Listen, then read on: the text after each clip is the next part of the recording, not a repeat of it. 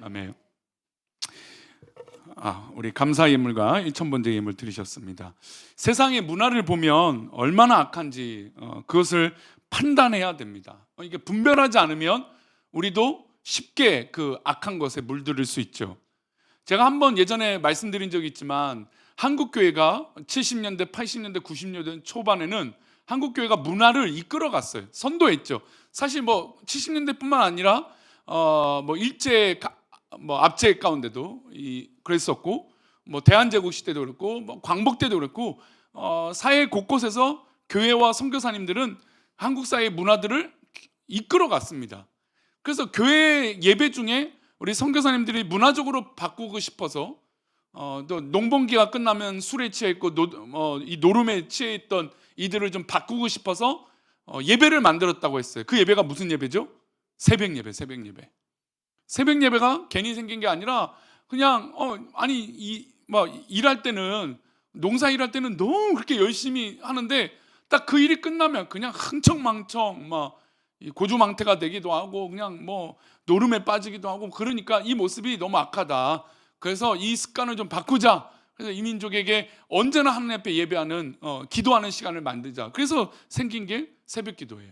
그러니까 한국 사회의 문화를 저는 이 새벽 기도가 굉장히 좋은 영향력으로 바꿨다고 저는 믿어요. 저도 어렸을 때 무엇보다 교회에서 생활하면서 새벽 예배 드리고 그리고 학교를 가고 그런 게 이렇게 훈련이 되니까 이게 너무 이 생활 습관이나 이런 것들이 자연스럽게 바뀌게 되죠. 왜냐하면 새벽에 새벽 예배 드리려면 밤에 무리하면 될까요, 안 될까요? 이제 새벽 예배 안 드리신 분 또 찔리세요. 찔리라고 말씀은.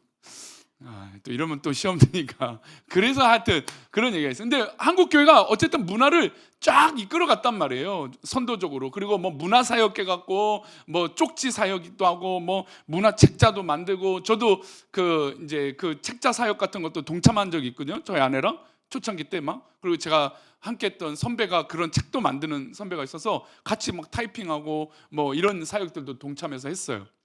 근데 지금은 먹히지가 않죠. 한국 교회가 뭐 이렇게 하겠다 하면 서양 사람들이 조롱하죠. 무슨 뭐 제대로 하나님 정말 신이 있냐라면서 조롱하고 그런 형태가 됐습니다. 물론 이제 유튜브로 조금 이제 선한 영향력을 이제 바꿔서 나타내려고 하는 기독교 운동가들이 있어요. 근데 이제 건강한 유튜브 채널보다는 사실 수익을 창출하려고 하는 그런 의도들이 좀 있어서 저는 이게 좀 반신반의할 때가 좀 있어요. 어쨌든 교회가 문화를 이끌어갔던 것이 이제는 세상의 문화가 압도적이죠. 그래서 오늘 새벽에 또 말씀 잠깐 드렸지만 오늘 새벽에 이 방송 사고 나서 이 송출이 안 됐어요, 음향이. 그래서 저도 이제 중간에 설교하다가 깜짝 놀라서 좀 당황했는데, 제가 웬만하면 마이크가 있거든 제 목소리로 설교하는데 이게 한 번은 켰는데 제가 또 원래 몇 번을 켜야 되는데 조급하니까 그러지 못해갖고 그냥 소리가 안 나가서 그냥 오늘 새벽 예배 여기는 이제 방송이 없어졌습니다. 근데 이제 오늘 새벽에 말씀드린 거예요. 오늘 새벽 예배를 드리신 분만 알 수 있는 예화예요. 무슨 예화냐면 내일이면 지금 종로가 들썩거려요. 어제부터 그냥 우리 상공사범 카톡방에도 지나가다 사진을 찍어갖고 이런다. 그리고 또 우리 성도 중에 한 명은 또 거기서 몇 명은 또 근처에서 일도 하고 또 근무도 그날 당일로 하는 사람도 있습니다. 근데 오늘 보니까 뉴스가 점점 많아져요. 이게 보니까 종로에 갔더니 순 다 외국인이고, 뭐 신세계 백화점인가요? 거기 뭐 큰 스크린에는 뭐 이 내일 이제 그 컴백하는 이 BTS라고 하는 그룹의 이 멤버들이 사진이 띄어 나오는 것처럼 그림으로 영상으로 나오니까 사람들이 거기서 인증사진 찍고, 뭐 오늘부터 텐트 치고 근처에서 자는 사람, 별의별 사람도 있습니다. 그래서 오늘 오후부터 근처의 직장들은 이제 일찍 퇴근해라. 그리고 심지어 내일 결혼식이 있잖아요. 종로에 또 결혼식장 있잖아요. 그 경찰서에서는 서울시청에 안 되니까 오늘 제 뉴스를 보니까 어떤 게 있냐면 버스를 놔둔대요. 그래서 이 결혼식장으로 이동을 서울시에서 무료로 해준대요. 야, 이 정도로 그룹이 대단해요. 그래서 이번 이제 경제학자가 조사를 했더니 3조래요. 3조. 이번에 이렇게 투어를 하고 하는 게 3조. 그러니까 7명의 가수가 노래를 불러서 1년 동안 투어하는데 전 세계 유명한 여자 이 솔로 가수 있거든요. 근데 그 가수가 정말 많은 수익을 얻는데 그거보다 더 많이 벌 수 있다라는 거예요. 그러니까 뭐 어마어마하죠. 이 문화가, 근데 이 문화를 따진다면 교회가 이 문화를 이길 수 있어요? 뭐 제가 유명해져서 BTS처럼 춤을 추면 웃겠죠. 뭐 조롱이나 당하겠죠. 할 일도 없겠지만, 그럴 일도 없지만, 이게 뭐 한국 교회가 그렇게 문화를 바꿀 수 있어요? 지금 안 되죠. 세상 문화가 훨씬 더 커졌단 말이에요. 그러면 우리가 이럴 때 어떻게 될까요? 분별을 해야죠. 이게 옳은 것인가? 이걸 받아들일 만한가? 드라마를 봐도 감동이 되는 드라마가 있어요. 아, 선한 마음이 드는. 그리고 요즘 보면 기독교 작가들이 이렇게 은밀하게, 그러니까 드러내고 하나님 하면 사람들이 거부감을 일으키니까 이 스토리 내용을 선한 쪽으로, 하나님 기뻐하신 쪽으로 스토리를 이렇게 들키지 않게, 사람들이 알지 못하게 은연중에 메시지를 보여줄 때가 있어요. 얼마나 좋은 시도인지 몰라요. 또 기독교 가수들이 당당하게 세상 노래가 아니라 하나님 노래를 부르면서 찬양하는 모습들, 그런 문화들도 있죠. 근데 어쨌든 이런 세상의 문화가 거대해지잖아요. 우리 한국 이 K 문화가 얼마나 대단해지고 있습니까? 그런데 이럴 때 우리가 분별해야 된다는 겁니다. 왜냐하면 이 문화를 사단 마귀가 우리에게 유혹하고 이용하고 우리를 넘어뜨리려고 하는 수단으로 쓰고 있기 때문에 그렇다는 거죠. 첫 번째로 한 몇 가지만 말씀드리면, 이 문화 가운데 물질 만능주의가 있어요. 그래서 사람을 도구화를 시켜요. 돈과 경제적 이익이 인간의 생명이나 가치보다 더 크다라고 생각을 해요. 그래서 종종 뉴스에 보면 뭐 부모에 대해서 조롱을 하면서 돈이 있냐 없나 뭐 이런 뉴스들을 가끔 들어요. 그러면 이게 도대체 어릴 때부터 이 돈과 성공의 이 원리를 도대체 어떻게 배웠길래 저렇게 말을 할 수 있을까? 도무지 이해가 되지 않죠. 근데 돈이 성공인 양 사람들이 끼워 맞추니까 돈이 없으면 실패한 인생처럼 그렇게 조롱하는 사회가 됐다는 거죠. 아주 악한, 너무나 악한 사회가 되고 있어요. 또 두 번째는 혐오와 분열이 일상화예요. 지금 뭐 한국 사회에 혐오하는 것과 분열된 게 뭐 하루 이틀 문제가 아니잖아요. 얼마나 많은지 몰라요. 그런 거. 그 다음에 이제 세 번째는 자극주의, 그리고 쾌락주의. 자극적인 쾌락주의가 넘쳐나고 있어요.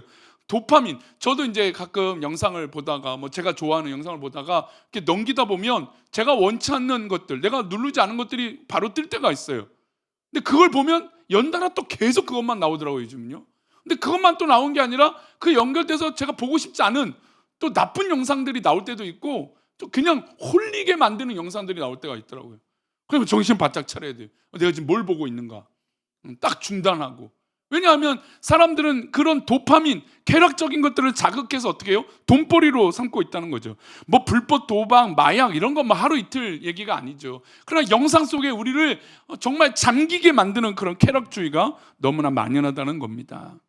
극단적인 개인주의, 때로는 무관심도 제약이 되죠. 그리고 도덕적 상대주의, 나는 괜찮아, 근데 상대방은 안 좋다, 그런 상대주의적 우월감에 빠져 있는 거.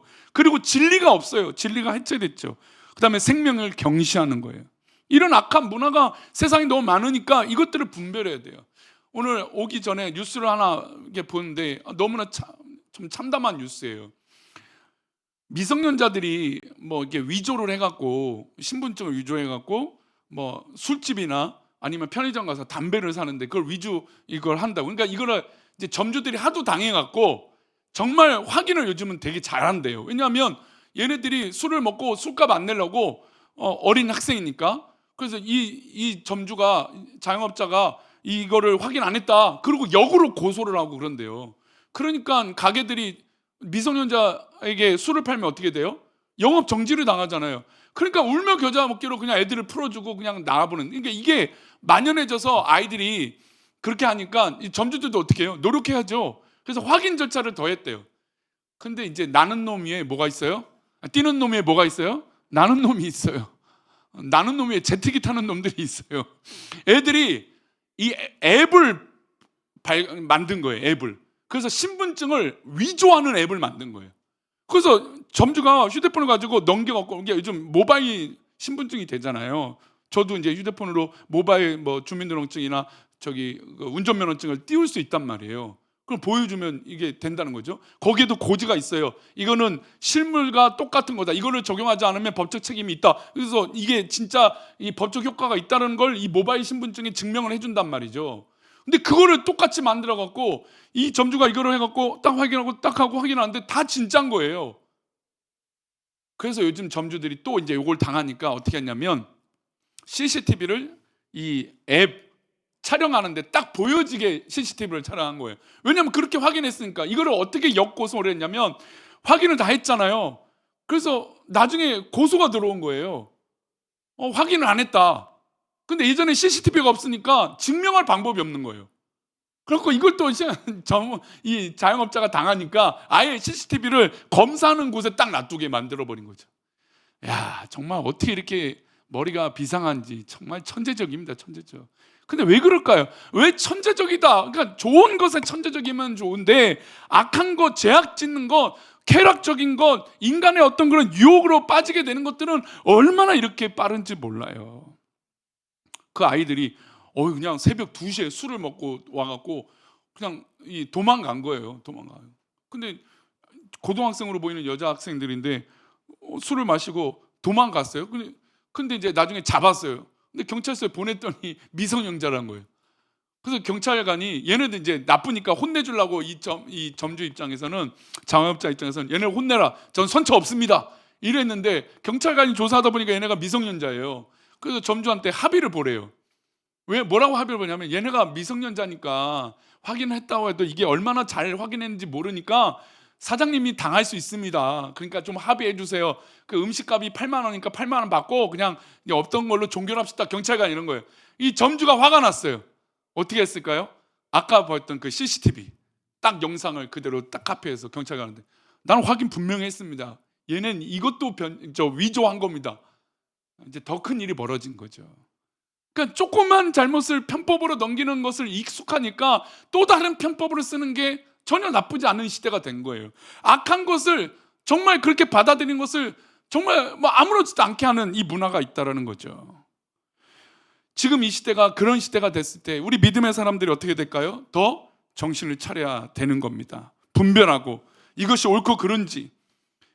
그리고 오늘 본문에 이제 엘리야 시대는 이렇게 정치적으로 종교적으로 음란한 시대였어요. 물질적으로 탐욕한 시대였어요. 왜 탐욕했냐면 그 시대에 국교라고 한다면 바알과 아세라를 섬기는 문화였어요. 근데 이 바알과 아세라의 특징은 풍요를 강조해요. 풍요. 근데 이제 먹고 사는 것만 풍요 아니라 자손이 많은 것도 풍요예요. 그러니까 얼마나 음란하고 여러 가지로 이제 죄악들이, 우상들이 만연했겠습니까? 근데 이 어려울 때 하나님께서 누구를 사용하실까요? 엘리야를 사용하시기로 작정하셨어요. 그래서 엘리야를 통해서 하나님 말씀을 전하고 하나님의 경고를 전하고 그랬습니다. 근데 이 경고를 들으니까 이 아합 왕 시대에 아합 왕의 아내인 이세벨이 그 문화를 주도하고 있는데 자꾸 누가 공격을 당해요? 자기 아내가 공격을 당하고 자기가 공격을 당하는 거예요. 그래서 아합 왕이 엘리야를 불러놓습니다. 야, 너 자꾸 왜 이런 소리 해갖고 나를 곤란하게 만들고 우리 아내를 공격하고 왜 이렇게 힘들게 하느냐? 너 좀 가만히 있어라. 그렇게 경고를 합니다. 근데 이 시대가 어떤 시대라고요? 종교적으로 음란하고 정치적으로 탐욕이 가득하고 여러 가지 총체적인 난국인 시대예요. 그래서 심지어 이 문화적으로 조사를 했더니 이 엘리야 시대의 이름이 우리 기독교, 개신교 이런 성경의 인물의 이름은 뭐가 있어요? 요셉, 마리아, 요한, 사울, 다윗, 유명한 이름도 있잖아요. 그러니까 요한이라고 하는 이름 참 많고 요셉이란 이름도 흔하고 그랬어요. 근데 이 엘리야 시대에 얼마나 악했냐면 바알과 아세라에 관련된 그런 이름들이 많은 거예요. 그러니까 이름조차도 세상 사람들이 이제는 바알과 아세라 이 우상이 가득한 시대구나. 사람들이 그렇게 여기니까 자기 자식들의 이름도 뭘로 바꿔요? 그 우상에 관련된 이름으로 바꾼 거예요. 그러니까 이렇게 총체적인 난국 시대에 하나님께서 엘리야를 쓰시면서 엘리야에게 그 말씀을 하니까 그 말씀에 찔린 사람들이 나타나게 되는 거죠. 그리고 아합 왕이 뭔가 걸리는 거예요. 그래서 아합 왕이 이 엘리야를 불러놓고 협박을 합니다. 야, 너 왜 자꾸 이러냐? 왜 이렇게 사회를 혼란하게 만들고 어렵게 만드냐? 그 경고를 하고 엘리야가 대답한 내용이 바로 이 18절 말씀이에요. 그 의미로 읽어보겠습니다. 18절 말씀. 그가 대답하되 내가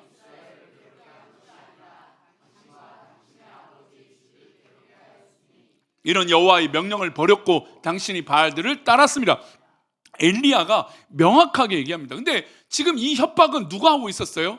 아합 왕이 했잖아요. 왕이 했잖아요. 왕의 권력과 그 탐욕의 힘으로 엘리야를 경고한 거예요. 근데 여러분, 우리 이 시대에 왜 어떤 마음이 필요하냐? 이 진리를 사수하고 하나님의 말씀을 사로잡고 붙잡고 있는 영혼이 필요하다는 거예요. 만약에 권력이 우리 가운데 협박을 하고 정말 세상의 힘이 우리를 협박했을 때 여러분, 우리가 어떻게 과연 반응할 수 있냐 이거죠. 그런데 엘리야는 그 경고와 그 협박에 굴하지 않았다라는 거예요. 그래서 이렇게 말합니다. 내가 이스라엘 백성들을 괴롭게 한 게 아니다. 그럼 누가 괴롭혔다고 말하고 있습니까? 당신 아합 왕이고 당신 아합 왕의 아버지가 그렇게 한 거 아니냐? 당신 가문이 그렇게 하고 있는 거 아니냐? 이스라엘 민족을 당신들이 지금 망치고 있다. 이 얘기를 하는 겁니다. 그럼 뭐 어떻게 망쳤느냐? 무엇을 망쳤습니까? 하나님의 말씀, 하나님의 명령을 버렸고 당신들은 우상들을 따라 살고 있다는 것이다. 그래서 우리는 망했다. 이 얘기를 직언을 하고 있는 것입니다. 지금 다시 말씀드리면 이 직언은 누구한테 한 겁니까? 왕에게 한 거잖아요. 그 당시 왕이라면 야, 얘 죽여. 그럼 죽일 수 있는 힘이 있는 거잖아요. 그런 엄청난 권력이 있는 이 왕 앞에 이런 직언을 한 건 지금 이 엘리야는 사생결단이죠. 죽음을 각오하고.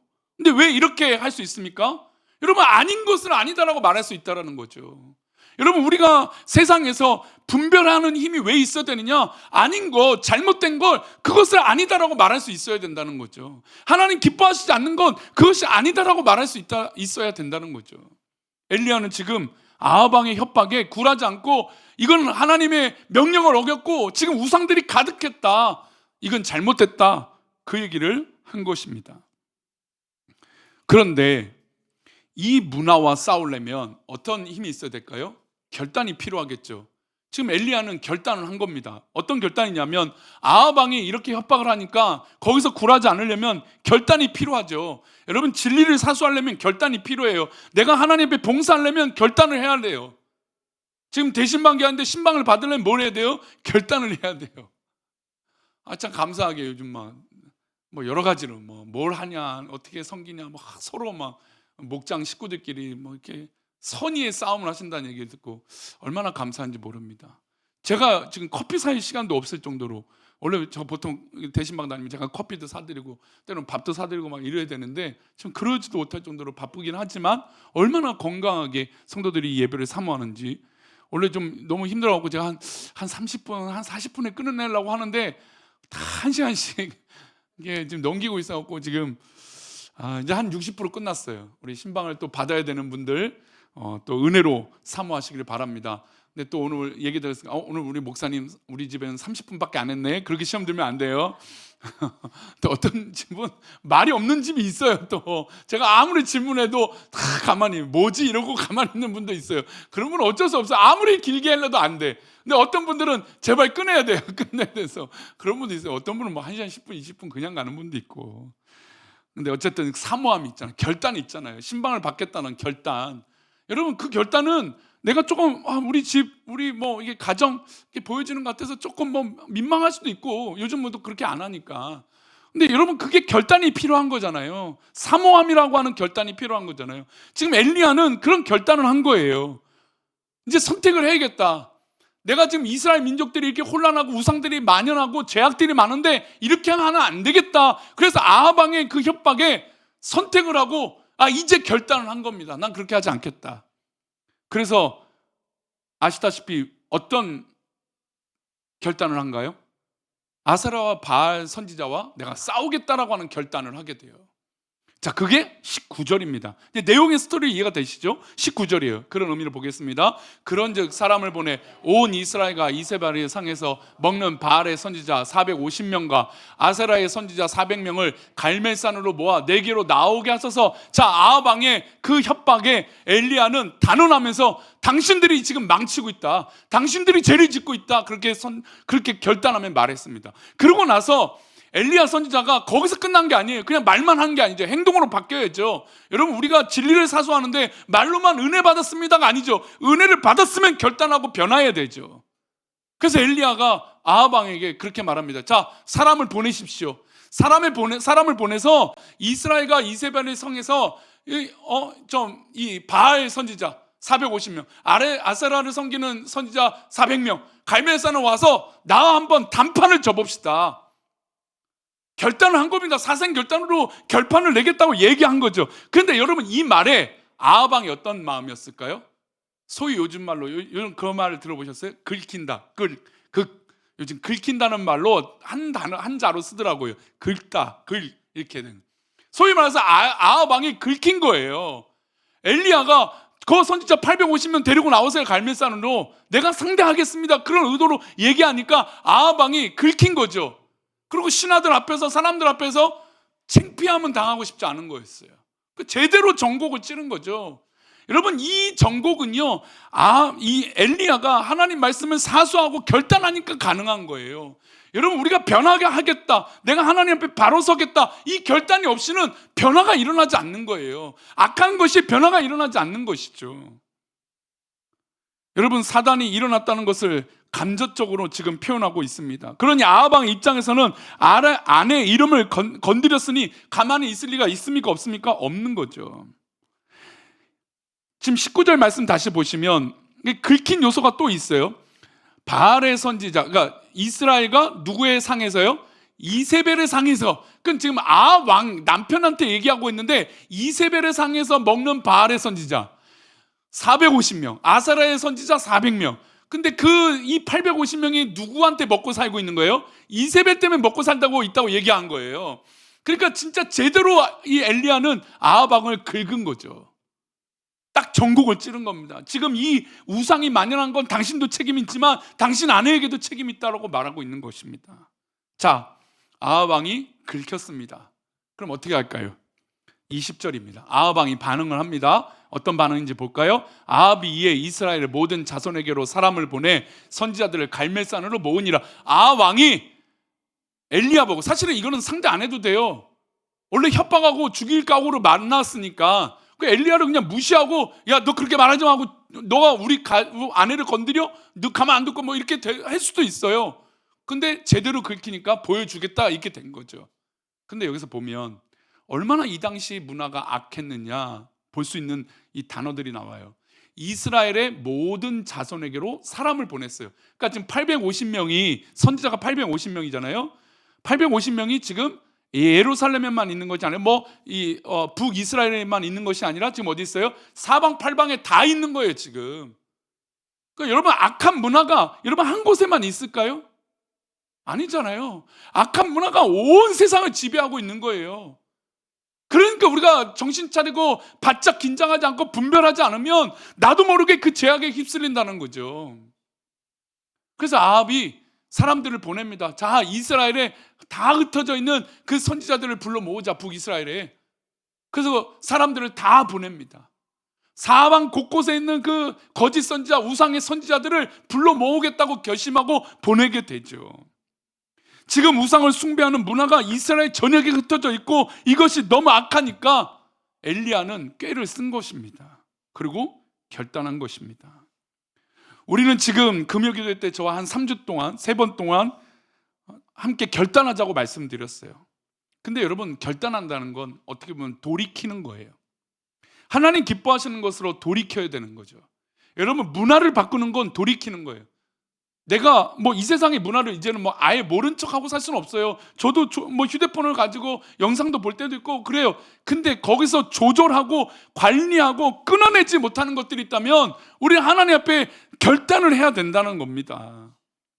돌이키지 않으면 이 방법에 자유할 수 없습니다. 우리가 하나님 앞에 바로 서고 말씀으로 바로 서고 하나님 뜻대로 사는데 우리가 그냥 되는 게 아니라는 것이죠. 결단하고 선택하고 돌아서야 되는 겁니다. 공부를 하든 사업을 하든 무엇을 하든 우리가 선한 영향력을 나타내겠다라고 결단해야 되는 것이죠. 그리고 혹시나 잘못된 방향이 있으면 회개하고 돌이켜야 됩니다. 그래서 우리는 결심을 해야 돼요. 지금 엘리야가 아하방 앞에서 목숨을 건 결단을 한 것처럼 우리도 해야 돼요. 왜 그렇습니까? 보통 일이 아니잖아요.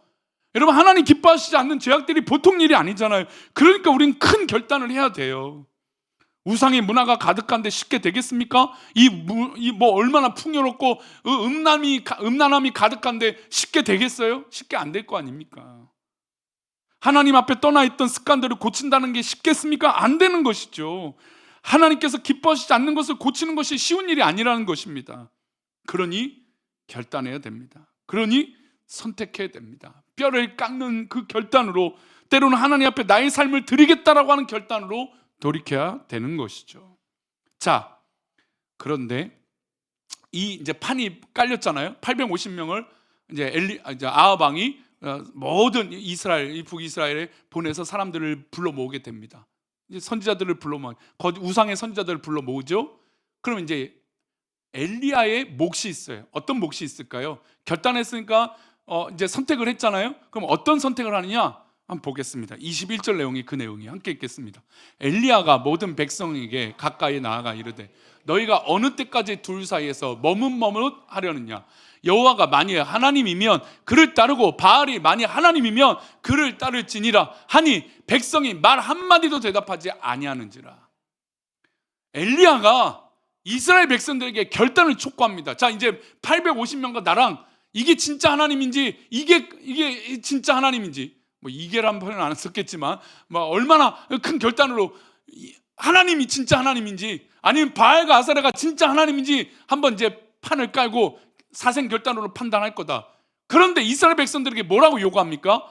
어느 때까지 이 둘 사이에서 머뭇머뭇하고 있냐 이거예요. 좋은 걸 알고 있는데, 옳은 걸 알고 있는데 왜 아직도 이렇게 머뭇거리고 있냐 이겁니다. 여러분, 우리가 왜 선택하지 못하고 하나님 기뻐하시지 않는 것들을 왜 바꾸지 못할까요? 왜 우리가 머뭇거리고 있을까요? 아직도 세상의 유혹들이 너무 즐겁다라는 거예요. 세상이 주는 유혹들이 또 어떤 그런 모습들이 더 좋다라는 것이죠. 엘리야는 지금 전곡을 찌르는 겁니다. 아합 왕에게만 하는 게 아니라 이스라엘 백성들에게도 그 전곡을 찌르는 거예요. 너희들은 왜 하나님 말씀이 옳다라고 여기면서 왜 지금 머뭇머뭇거리고 있냐 이거예요. 왜 세상의 문화를 절단하고 포기하고 돌이키지 않고 아직도 왜 그러고 있느냐.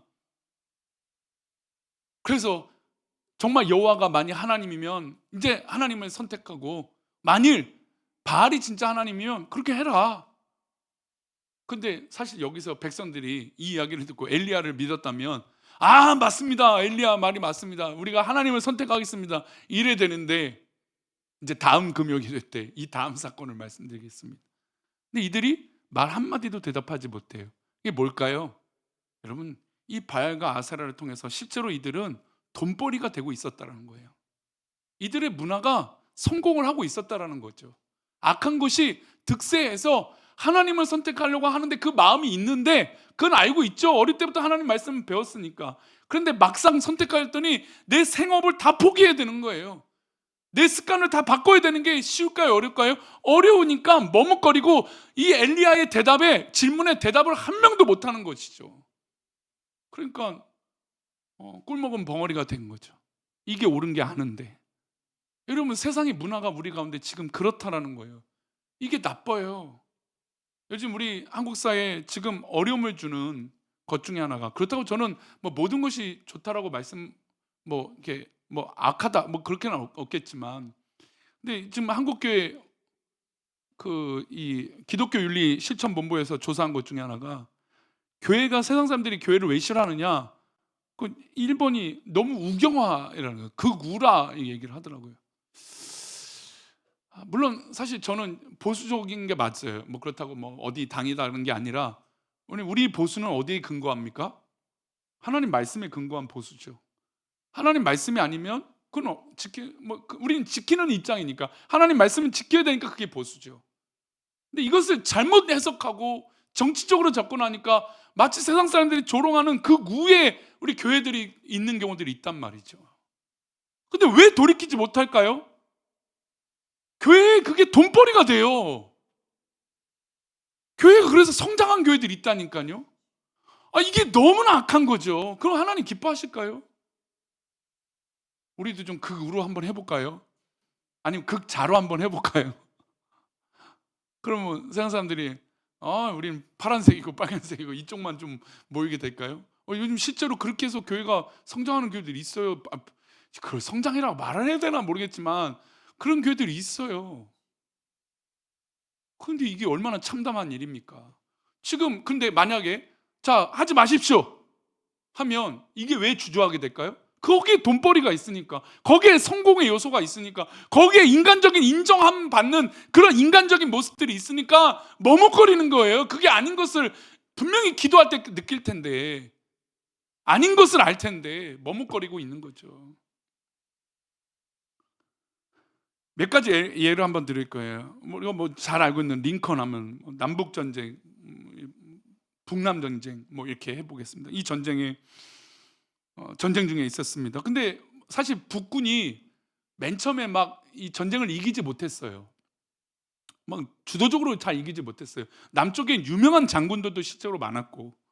근데 자꾸 이 북군이 패배를 하니까 링컨이 참모들을 한번 하루 이게 모아놓게 됩니다. 그리고 어떤 결단을 하라고 하냐면, 하나님이 우리 편이 되어달라고 지금부터 기도하자. 지금 막 총을 땄고 칼을 땄고 이러고 있어야 되는데, 전쟁이 코앞에 있는데 참모들을 불러놓고 하나님이 누구의 편인지 한번 결단해 보자. 그 결단을 촉구했어요, 참모들에게. 그러니까 우리가 왜 에브라임 링컨을 왜 이렇게 자꾸 이 설교 시간이나 이렇게 좋은 것도 있고 단점도 있겠죠. 근데 왜 자꾸 이게 하냐면, 어쨌든 그 중요한 순간에 기도의 처소로 만들었다는 거예요. 그게 참 대단한 것 같아요. 그 위기의 순간에 우리가 하나님이 누구의 편인지 한번 기도해 보자. 그리고 그렇게 판단하고 목숨을 걸어보자. 여러분, 영원한 것을 위해 영원하지 못한 것을 버리는 결단이 필요해요. 엘리엇이 그런 말을 했거든요. 영원한 것을 위해 영원하지 못한 것을 포기하라. 우리는 영원한 누구를 믿고 있는 사람입니까? 하나님 믿고 있는 사람이잖아요. 그게 영원한 거잖아요. 천국은 영원한 거잖아요. 근데 이 땅에서 영원하지 않은 것을 자꾸 짊어지고 손에 쥐고 있다는 거예요. 여러분, 영원하지 않는 것이 우리가 근데 전부가 아니에요. 그러니 결단합시다. 우리 뿌리 깊숙하게 내려있는 하나님 기뻐하시지 않는 그런 문화, 그런 죄악, 그것들을 끊어내고 하나님을 선택합시다. 엘리야가 지금 그렇게 말하잖아요. 왜 머뭇거리고 있냐? 머뭇거리고 있냐?